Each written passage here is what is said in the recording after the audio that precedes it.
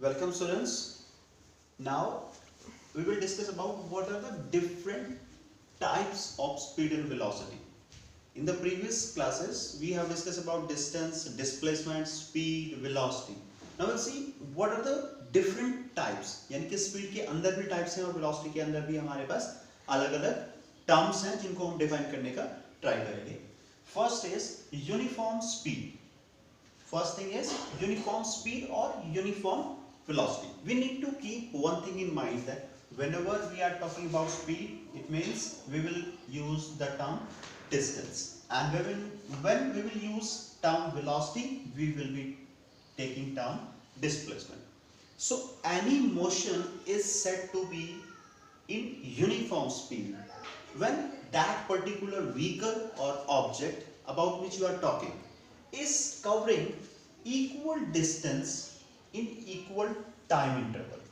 Suppose करो आपने time interval 1 second लिया, 5 सेकंड, 10 सेकंड. टाइम इंटरवल जो है आपके पास ये वाली चीज, ये आप 1 सेकंड, 5 सेकंड, 10 सेकंड, ये आप कुछ भी ले सकते हैं, आपके ऊपर डिपेंड है.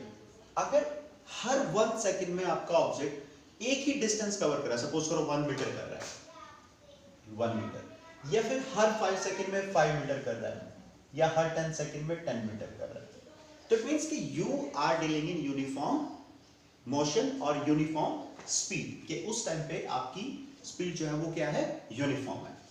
और अगर यूनिफॉर्म वेलोसिटी की बात करते हैं तो इन case of uniform velocity if object is covering equal displacement in equal interval of time, again time interval में भी 1, 5, 10 second, 20 second, whatever, it is your choice कि आपको टाइम इंटरवल क्या सेलेक्ट करना है. सो अगर इक्वल डिस्प्लेसमेंट कवर हो रहा है इक्वल टाइम इंटरवल्स के अंदर, it means you are having uniform velocity.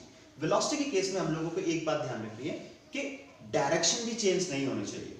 अगर आप यूनिफॉर्म वेलोसिटी की बात कर रहे हो तो इसका मतलब क्या है कि डायरेक्शन भी चेंज नहीं होनी चाहिए, बिकॉज हम लोगों को पता है कि वेलोसिटी क्या है, एक वेक्टर क्वांटिटी है, और वेलोसिटी के चेंज होने के दो रीजन हो सकते हैं. क्या क्या रीजंस हो सकते हैं? या तो वेलोसिटी का मैग्नीट्यूड चेंज कर जाए, क्या हो जाए, वेलोसिटी का या तो मैग्नीट्यूड चेंज हो जाए. मैग्नीट्यूड से मतलब क्या है?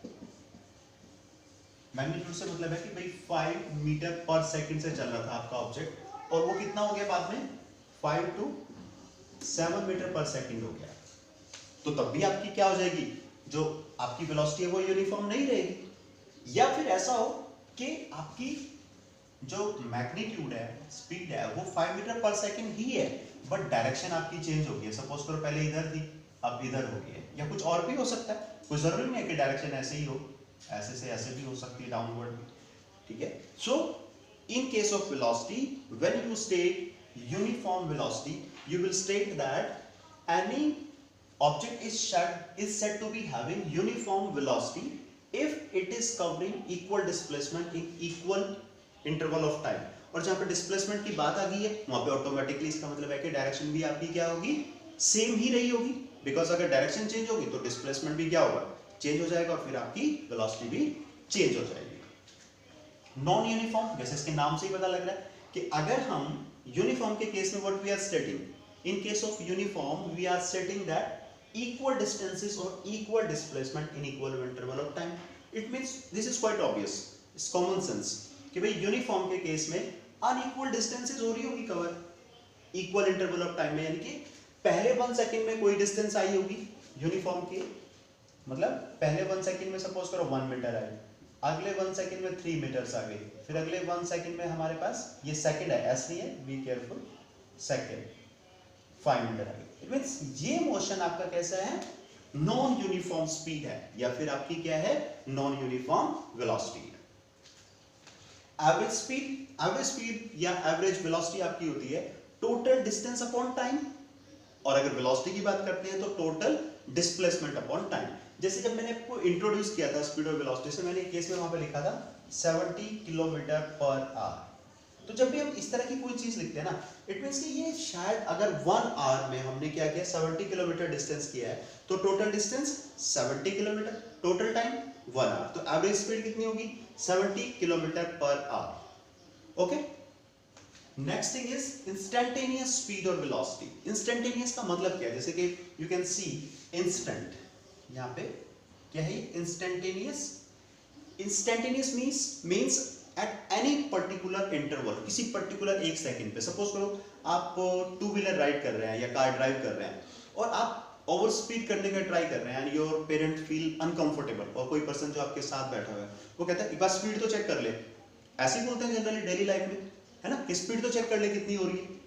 तो वो उस इंस्टेंट पे जो आप चेक करते हो, आपने सोचा देखा होगा मीटर पे कि भाई 90 किलोमीटर पर आ रही है, उस टाइम पे आपका मीटर जो है यहाँ पे वो दिखा रहा है कि आपकी जो निडल है that is somewhere here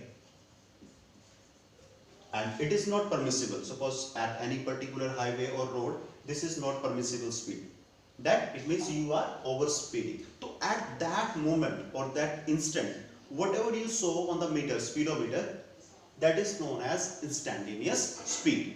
Alright, अब देखो जैसे यहाँ पे we were having 70 kilometre per our और यहाँ पे हम 90 किलोमीटर पर आवर बोल रहे हैं, तो इट मींस जब तक आप नहीं बताएंगे तो नहीं पता लगेगा whether you are talking about average speed और इंस्टेंटेनियस स्पीड, बिकॉज किसी इंस्टेंट पे भी हो सकती है 70 किलोमीटर और जो एवरेज हमने निकाला है वहां पर भी हो सकती है.